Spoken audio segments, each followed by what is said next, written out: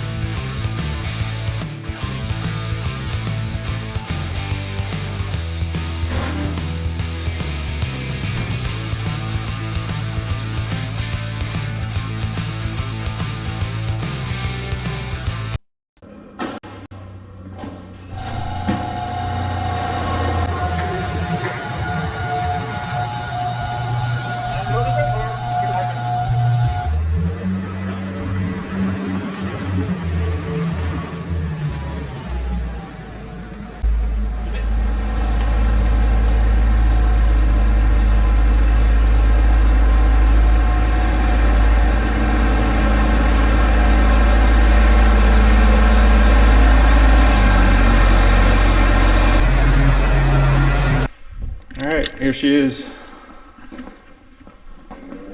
We've got Landlover strip fresheners on it. Some of them are a little bit tight, so we're going to have to replace a couple of these bearings. You can see they're canted just a little bit, just a slight angle. So it should be able to bite in, get a good bite in the soil, and stir things up a little bit in the spring, and in the fall get enough working action to plant cover crops with. So that we're going to have a ground drive pump for the liquid for the 2x2. Jeremiah and the guys fabbed up this bracket last week. The Haggy was in the way, so we haven't had time to mount it. So they made it so the liquid bar will mount onto these, and the cover crop seeder will mount on to these right here. So it should be an easy on-off deal. So they're going to mount it up and see if it'll fit here this morning. You can also use this as a rotary hoe for the organic, which I'm excited to see how it tries. Instead of rotary hoeing the entire field, we'll just rotary hoe in the rows. So I think with these gauge wheels here, you can set the depth to a real shallow depth. They say 3/4 is the shallowest that it'll go. So I'm hoping with the organic we can go in there and we can use it as a rotary hoe. It might not work, it might be too aggressive. We'll find out. But that's another use we're going to try it for. It's a 12 row on a John Deere 7000 series bar. It's already had some row cleaners on it. It's got these fertilizer tubes right here. They're going to go down and put the cover crops right in between here, and hopefully interact or mix them up and get a good mixing action there. And then we're going to mount liquid tubes. The liquid tubes go through here, and those exit right here. So we're going to also have banded nitrogen, roughly 6 to 8 inches apart, and that'll be just right for our planter to hopefully be able to stay in between that. So that way we can maybe get the 2x2 off of our planter someday, if this works out, and we can just run it on a strip till bar like this. So it's pretty exciting. I've been wanting to try this for several years now, just now got the opportunity to do it, and the time was right. So we got a field set up, a 60-acre field set up to try this spring, and hopefully everything works like it should. We've messed around with strip till a little bit in the past with the neighbor's strip till freshener, and it works, but it's just been hard to justify building a bar. So we're going to play it around a little bit farther. We'll let the guys put this all together, and we'll see how it turns out.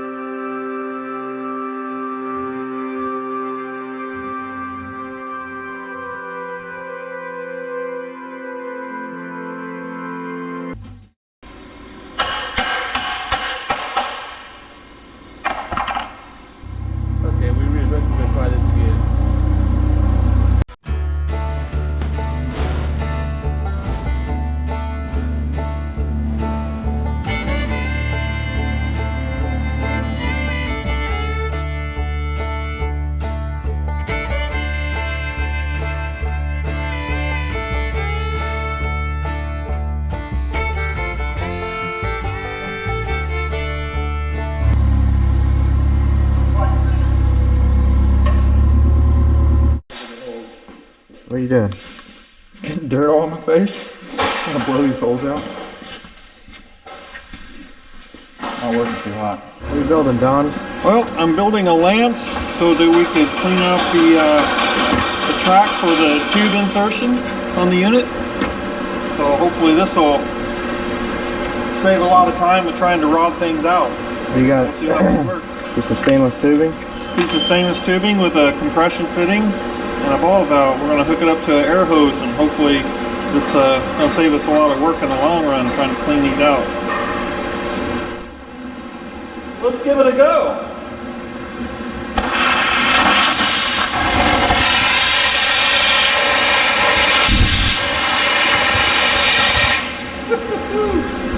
Looks like Winner, it works. winner, chicken dinner. You're getting those bearings out of this one.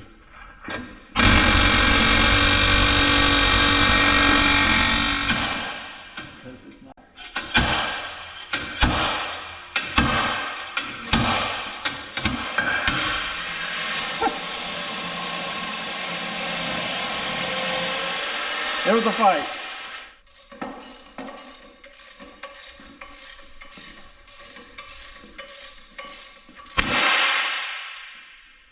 I'm getting pretty good now.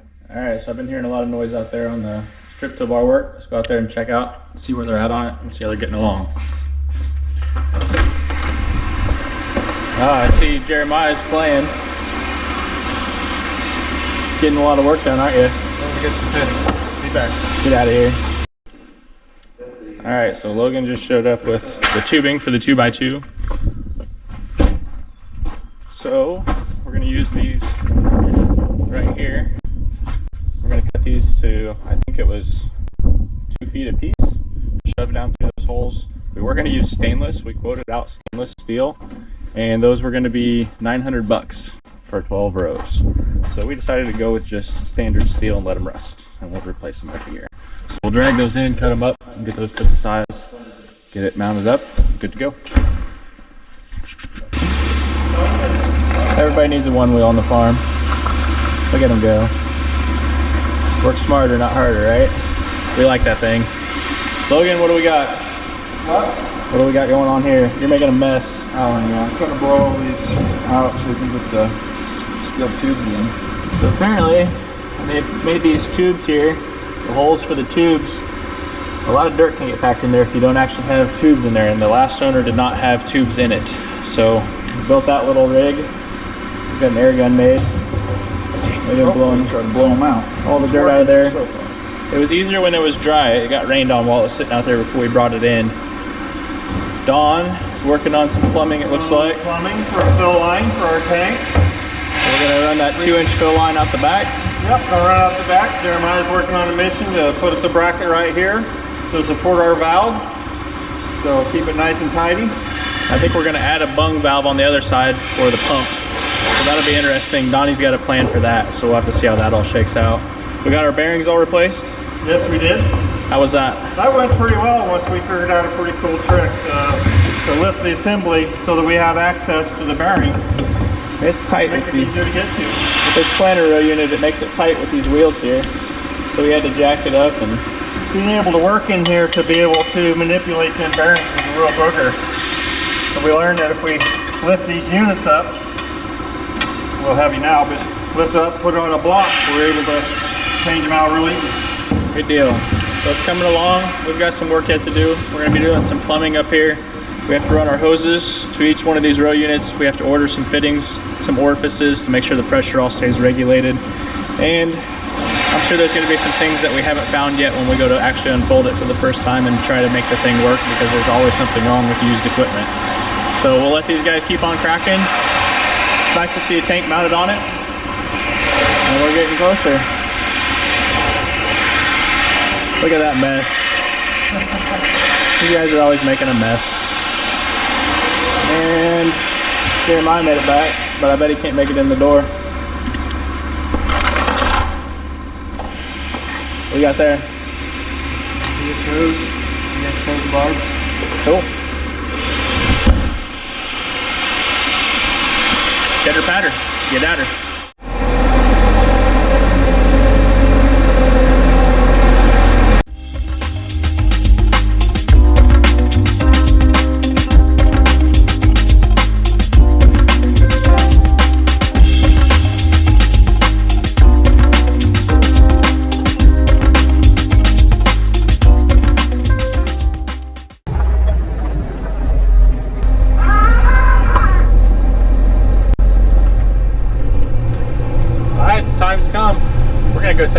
strip till bar. We got it good enough to where we can go try it out. We've got a field across the road that's conventional that will be field cultivated this spring, but the field that we want to strip till is farther away, so we're just going to go right across the road, put it in the dirt, try out the pump, try out the row units, stir up some dirt, get some dust flying, maybe make the neighbors a little nervous that it's corn planting time, even though it is the end of March. But it's going to be fun. Let's go give it a try. All right, let's unfold it.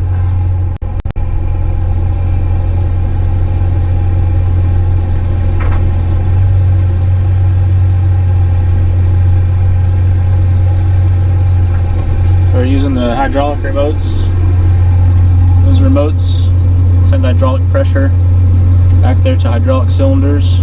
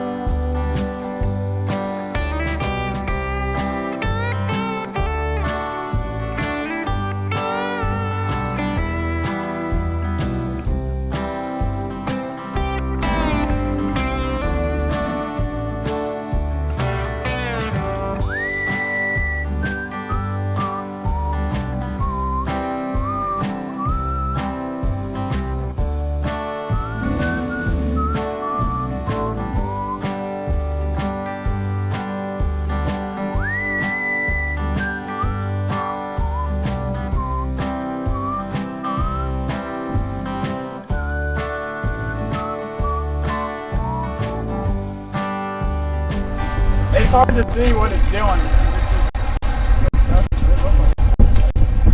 Well, boys, we're officially strippers. That's our first taste of it. We got wet tips. Perfect. So this ground obviously isn't set up for strip till. For those of you who don't know what strip till is, instead of working the entire field, you would just work a band, about usually 8 inches wide, and that way cover more acres faster, takes less horsepower, a little bit more efficient, and you disturb less soil. So instead of fracturing the entire soil profile, you would just disturb one area and leave this ecosystem alone. So it's an environmentally friendly way to go about doing tillage, and it's also an economical way to do it if you can make it work. There's other challenges that come with it. Weed control, how you're doing your nitrogen, and your timing of your applications and fertilizer applications. A lot of working parts with it, but we're going to give it a go. I'm happy with what I saw. What about you guys?